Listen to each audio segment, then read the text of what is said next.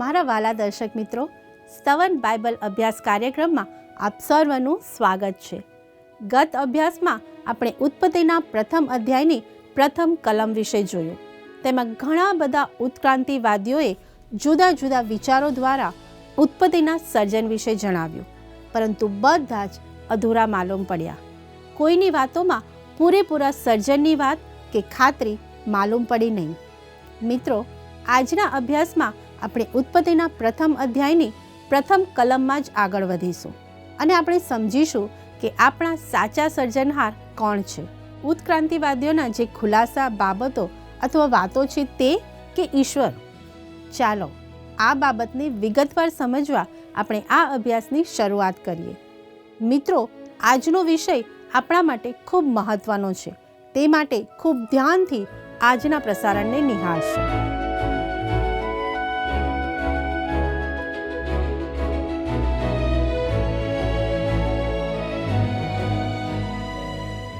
કેમ છો દર્શક મિત્રો?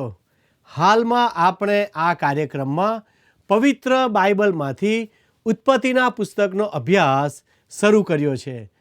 આજે ઉત્પત્તિ 1 અને તેની પહેલી કલમમાં જ આપણે આગળ વધીશું.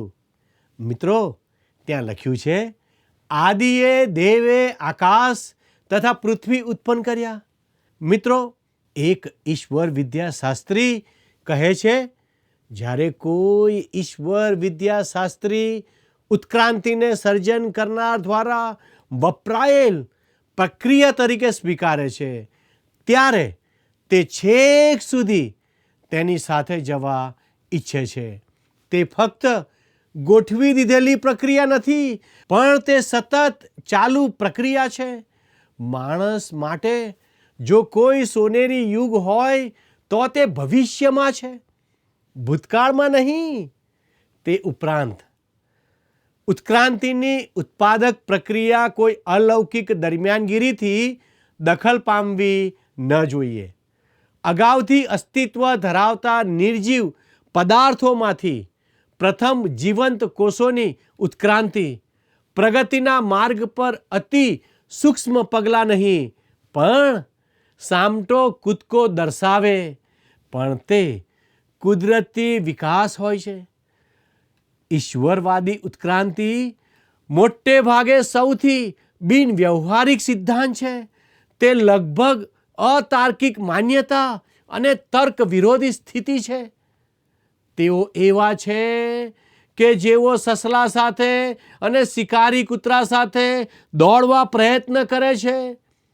તેઓ અવિશ્વાસીઓ જેવા રહેવા માગે છે, પણ સાથે પવિત્ર બાઇબલ પણ લઈ લે છે. પ્રિય મિત્ર, આ બંને સાથે કરવું મુશ્કેલ છે. તે તો પેલી જૂની ગ્રીક હરીફાઈ જેવું છે, જેમાં હરીફ એક પગ એક ઘોડા પર અને બીજો પગ બીજા ઘોડા પર રાખી સવારી કરે. બંને ઘોડા એક જ માર્ગે ચાલે તો અજાયબ જેવું. પણ મારું માનો, જો એક ઘોડો જુદા માર્ગે જવા નિર્ણય કરે તો હરીફે નક્કી કરવાનું રહેશે કે તે કયા ઘોડા પર જશે. જો કે સામાન્ય રીતે આ સવાર ખોટા ઘોડા પર જતો રહે છે. ઈશ્વરવાદી ઉત્ક્રાંતિવાદીની સ્થિતિ પણ આવી જ છે. વાલા મિત્રો, આપણા સમયમાં બુદ્ધિશાળી માનવ જીવનોના મનમાં ખોટી માહિતી ભરેલી હોય છે. દાખલા તરીકે, મારા હાથમાં ઘણા વર્ષો પહેલાંનું એક બિનસાંપ્રદાયિક સામાયિક, તેમાં એક પ્રશ્ન પૂછ્યો અને પછી જવાબ આપ્યો. પ્રથમ પ્રશ્ન, બાઇબલની નોંધ પ્રમાણે વિશ્વની ઉત્પત્તિની તારીખ કઈ છે? હવે તે જે જવાબ આપે છે તે સાંભળો.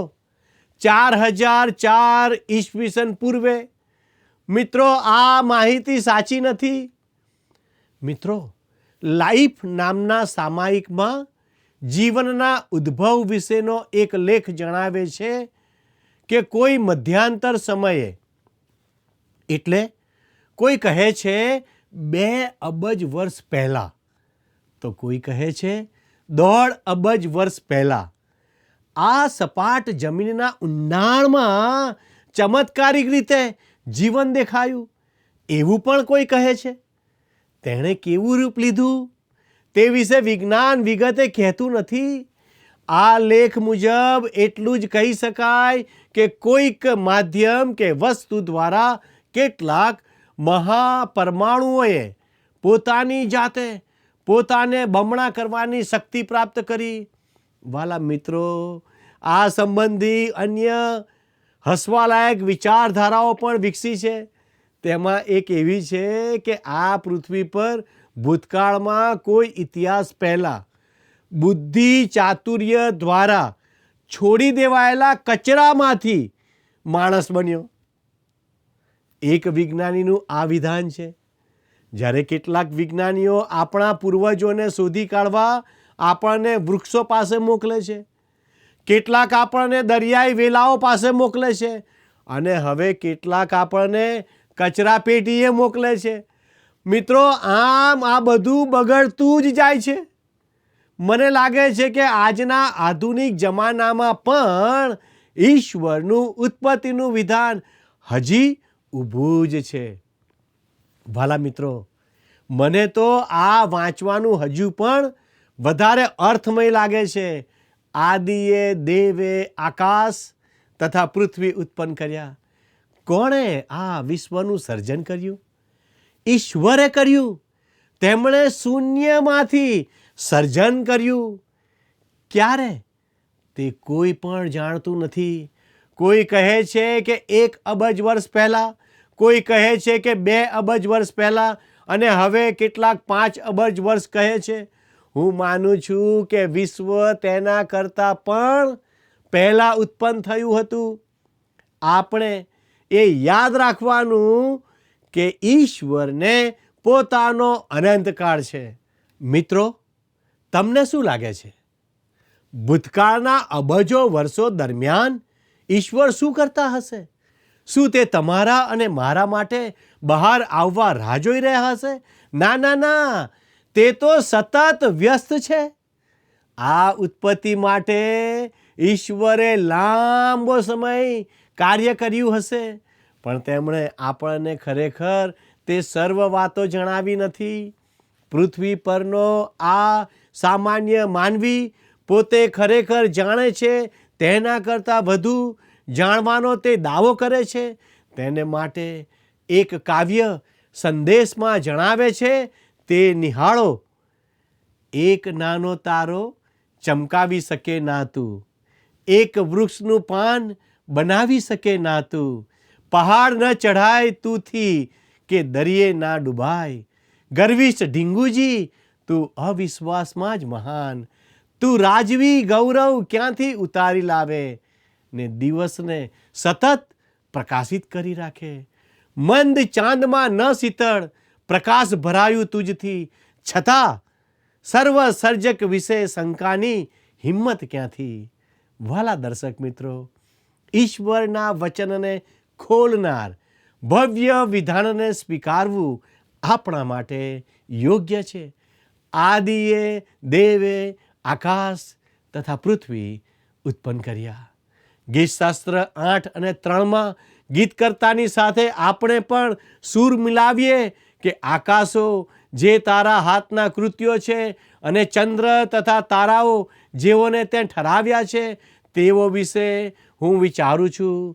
તે જ રીતે ગીતશાસ્ત્ર 19 અને 1 કહે છે કે આકાશો દેવનું ગૌરવ પ્રસિદ્ધ કરે છે અને અંતરિક્ષ તેમના હાથનું કામ દર્શાવે છે.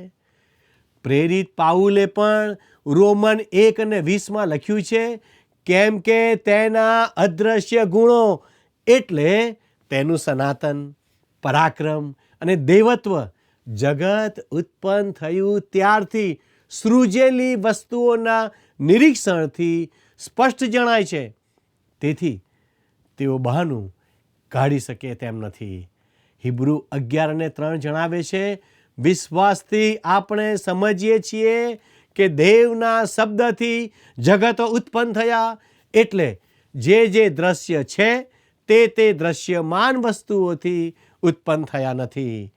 પ્રિય મિત્રો, આપણે વિશ્વાસથી ઉત્પત્તિની વાત સ્વીકારવાની છે. વિજ્ઞાન પણ આપણને કહી શકતું નથી કે શૂન્યમાંથી સર્જન કેવી રીતે થયું. ઈશ્વરે તે કર્યું છે. અને માણસ ઈશ્વરને કહી શકે નહીં કે તમે ક્યારે તે બનાવ્યું. જ્યારે આપણે ઉત્પત્તિનું બાઇબલનું વર્ણન અન્ય વર્ણન સાથે સરખાવીએ છીએ ત્યારે ખરેખર અસરકારક વિરોધાભાસ જણાય છે. મોટા ભાગના દેશોમાં સૃષ્ટિ સર્જનની વાર્તાઓ છે અને મોટે ભાગે તેમાં ઉત્પત્તિના વર્ણનનો ભેળસેળ જણાઈ આવે છે. દાખલા તરીકે બાબેલની સૃષ્ટિ સર્જન વિશેની પાટીઓમાં બિનસાંપ્રદાયિક દેશના ઉત્તમ લખાણો મળે છે. તેમાંના કેટલાક વિરોધાભાસ આ મુજબ છે.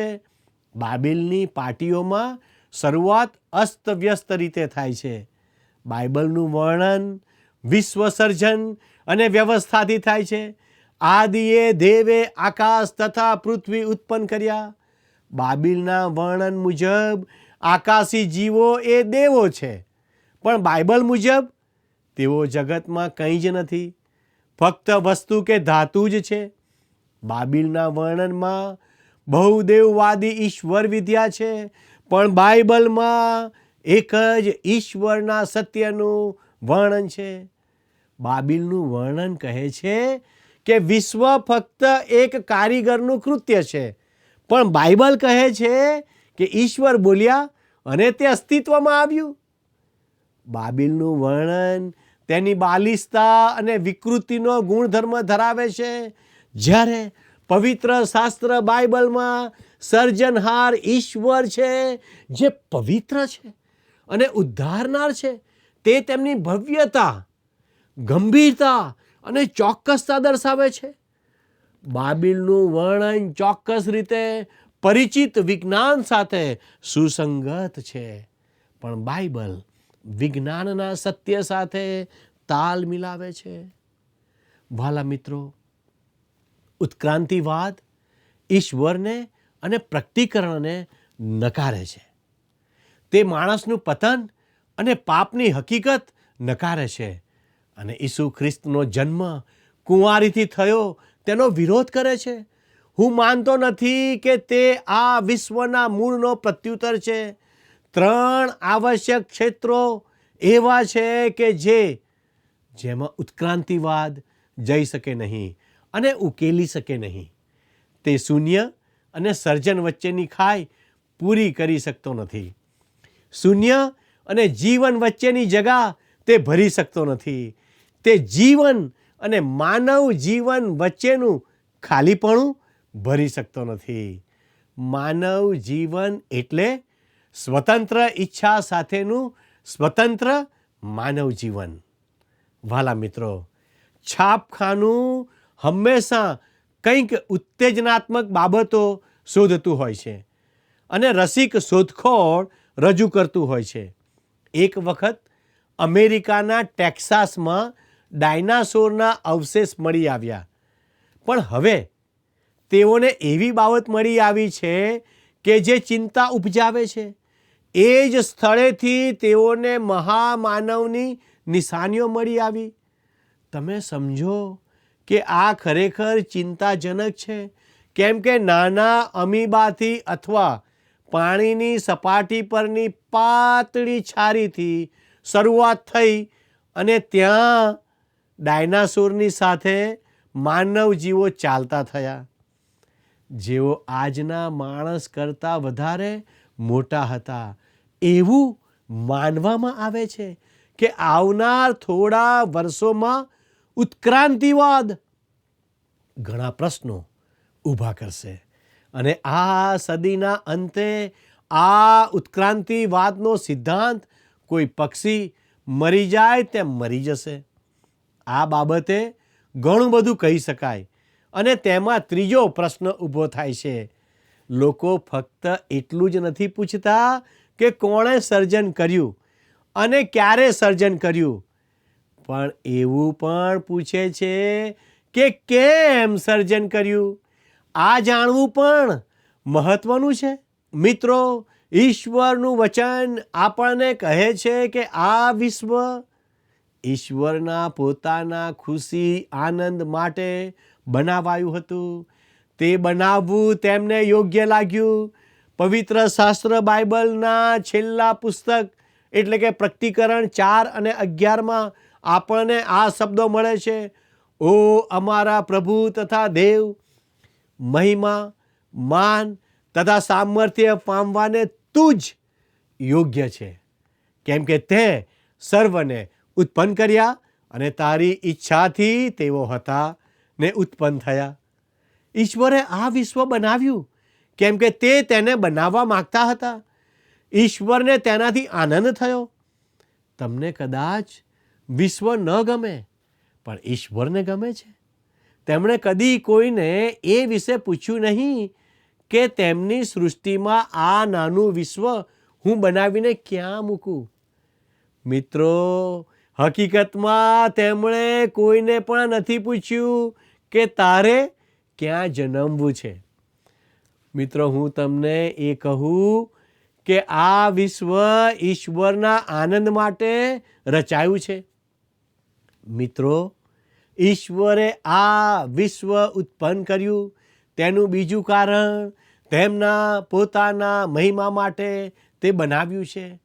તમને યાદ હશે કે શરૂઆતના સૃષ્ટિ સર્જને સર્જનહારનું અજાયબ સ્તુતિગાન કર્યું હતું.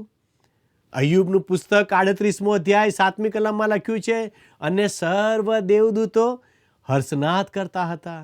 તે દરમિયાન તેના ખૂણાનો પથ્થર કોણે બેસાડ્યો? આ વિશ્વ ઈશ્વરના મહિમા માટે ઉત્પન્ન કરાયું છે. યશાયા પ્રબોધકનું પુસ્તક 43મો અધ્યાય અને 7મી કલમમાં પણ યશાયા પ્રબોધક જણાવે છે, જે સર્વને મારું નામ આપેલું છે ને જેને મેં મારા મહિમાને અર્થે ઉત્પન્ન કર્યો છે, તેને લાવ, મેં તેને બનાવ્યો, હા, મેં તેને પેદા કર્યો. આમ ઈશ્વરે વિશ્વનું સર્જન પોતાના મહિમાને માટે કર્યું છે. તે સાથે ઈશ્વરનું વચન આપણને એ પણ કહે છે કે ઈશ્વરે આ સૃષ્ટિમાં માણસને સંગત માટે બનાવ્યો. તે માનવજાત સાથે સંગત માણવા માંગતા હતા અને તેમણે તેને મુક્ત નૈતિક પ્રતિનિધિ બનાવ્યો. ઈશ્વર રોબોટ અથવા યંત્ર માનવનું ટોળું બનાવી શક્યા હોત. ઈશ્વર યાંત્રિક માણસ બનાવીને તેમની આગળ નમવા માટે બટન દબાવી શક્યા હોત. પણ ઈશ્વરને એવા યાંત્રિક માણસની જરૂર નથી. ઈશ્વરને એવો માણસ જોઈતો હતો કે જે તેની પસંદગી કરવા, તેમના પર પ્રેમ કરવા અને તેમની સેવા કરવા મુક્ત હોય.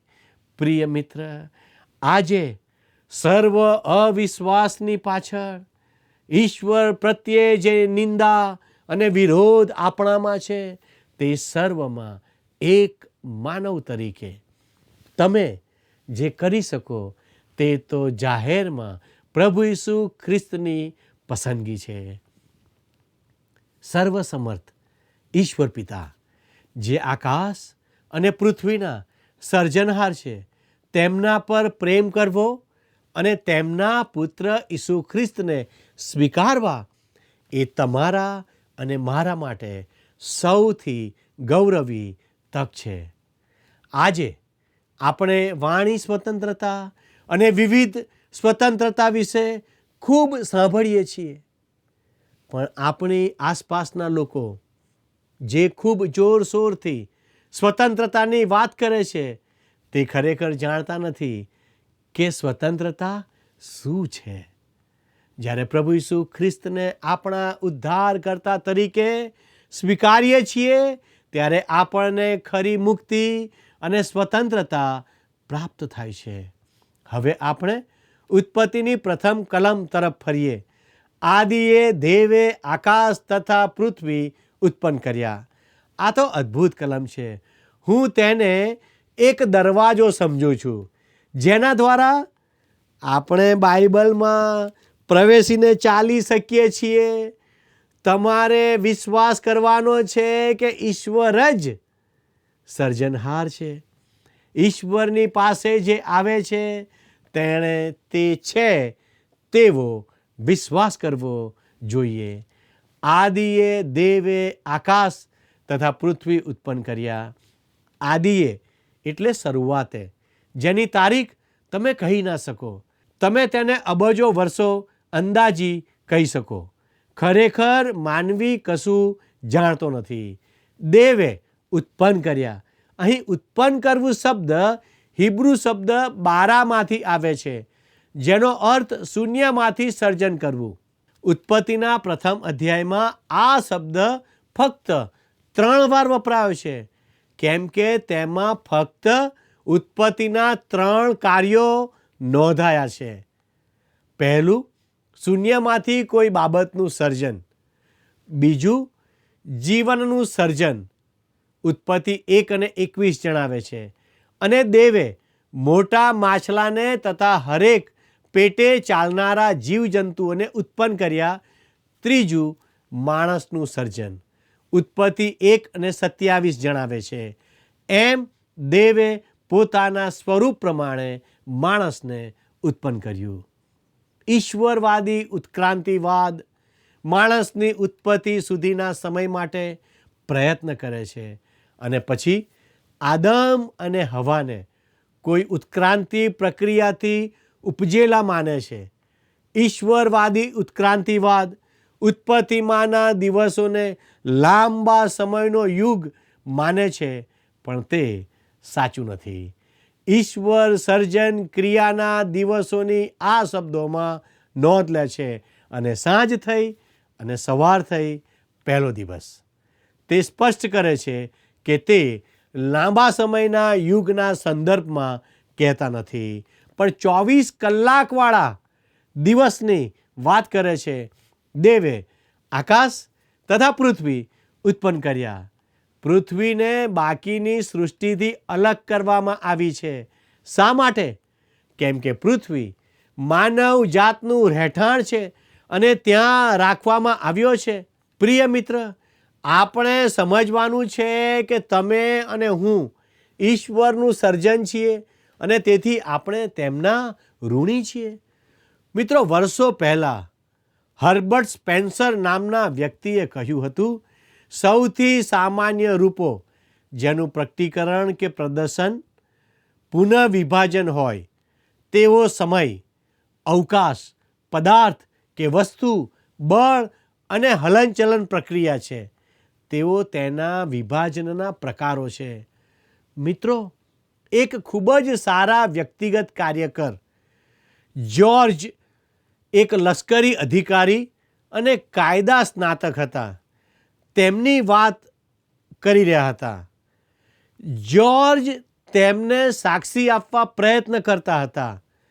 તે લશ્કરી અધિકારીએ સ્પેન્સરનું નામ દીધું. તેથી જ્યોર્જને ઉત્તર આપ્યો. શું તમને ખબર છે કે બાઇબલ અને સ્પેન્સર બંને ઉત્પત્તિના મહાન સિદ્ધાંતનું શિક્ષણ આપે છે? તે અધિકારીની આંખો પહોળી થઈ ગઈ અને તેણે પૂછ્યું, તે કેવી રીતે બને?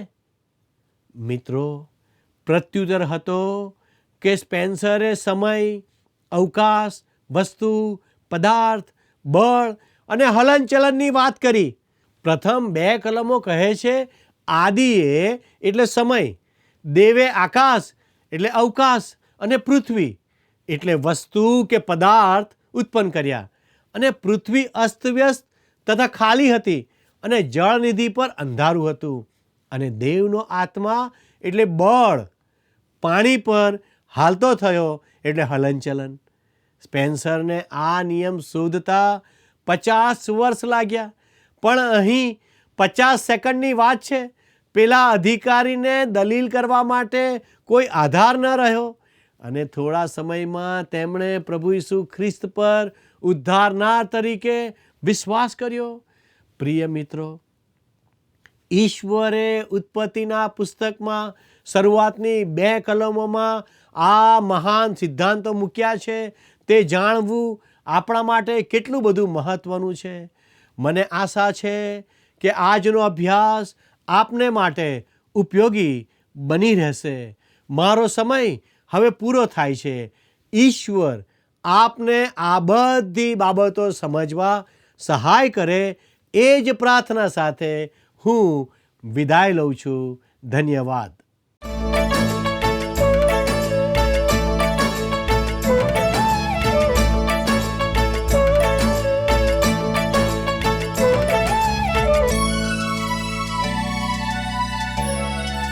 जय जय परम दयामय स्वामी, स्मारक गान करो रे. जय जय परम दयामय स्वामी, स्मारक गान करो रे. जीव जनावर अंडज पक्षी, जीव जनावर अंडज पक्षी, राय प्रजा जन जोता.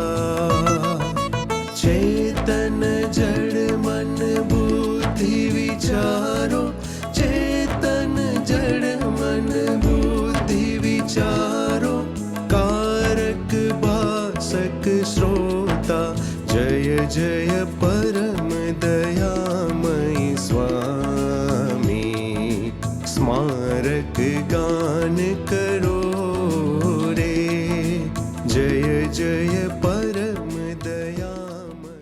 પ્રિય મિત્રો, આજના પાઠમાં આપણે જોયું કે ઘણા બધા ઉત્ક્રાંતિવાદીઓએ સર્જન માટેની શોધખોળ કરી અને તે માટે લાંબો સમય લાગ્યો. કેટલા વર્ષ લાગ્યા? ઘણા બધાએ અબજો વર્ષ કહ્યા. પણ બાઇબલમાં ઉત્પત્તિના પહેલા અધ્યાયની પહેલી જ કલમમાં ઈશ્વરે સર્જન વિશે જણાવ્યું છે. તે બાબતો પર એક ઉત્ક્રાંતિવાદીએ સ્વીકાર કર્યો કે બાઇબલની કલમ સાચી છે અને બાઇબલના જે ઈશ્વર છે તેમણે જ આકાશ અને પૃથ્વીનું સર્જન કર્યું છે.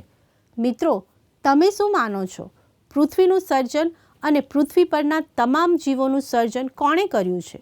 તમે કોની પર વિશ્વાસ કરો છો તે આજે જ નક્કી કરો. મિત્રો, આજનો પ્રશ્ન છે, ઉત્પત્તિની પ્રથમ 2 કલમો સાચી છે તે સાબિત કરવા માટે સ્પેન્સરને કેટલો સમય લાગ્યો? A 50 વર્ષ, B 25 વર્ષ, C 35 વર્ષ, D 100 વર્ષ. મિત્રો, ગત પ્રશ્નનો જવાબ છે B મૂસા. મિત્રો, આજના પાઠ સંબંધી આપના પ્રતિભાવો અને આજના પ્રશ્નોનો જવાબ અમને જરૂરથી મોકલી આપશો. અમારો સંપર્ક નંબર છે 94 29 37 56 10. ધન્યવાદ.